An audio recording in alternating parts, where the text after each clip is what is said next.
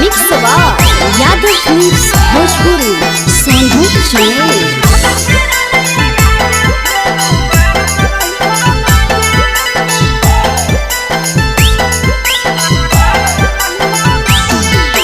हमारा घर लेके आब राजा बैंड बाजा। हमारा घर लेके आब राजा बैंड बाजा।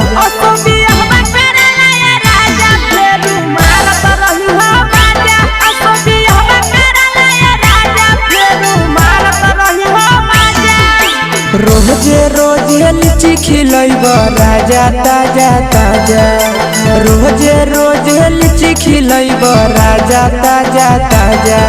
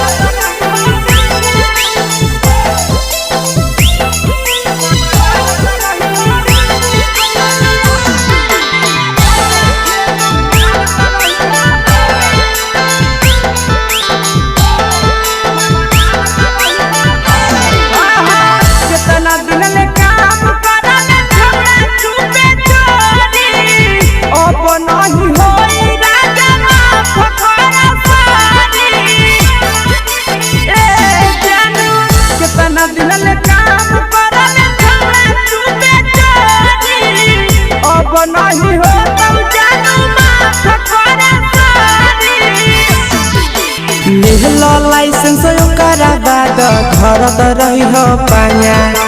लेहलो लाइसेंस ओकरा बाद घर त रही हो पाया।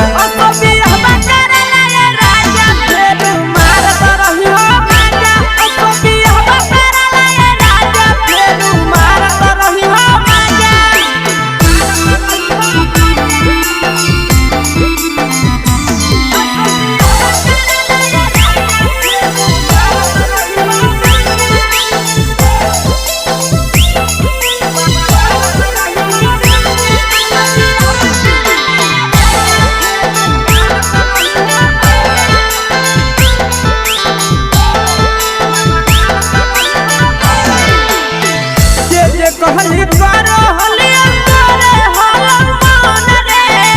करिले बियाह हमसे आंखी सोना तन रे। फेर छौड़ा जे कहली करो हली अंतरे हलम मन रे। करिले बियाह हमसे नीके सोना तन रे। कितना दिन ले चढ़ल जवानी के दियत रहबे साजा। कितना दिन ले चढ़ल जवानी के दियत रहबे साजा।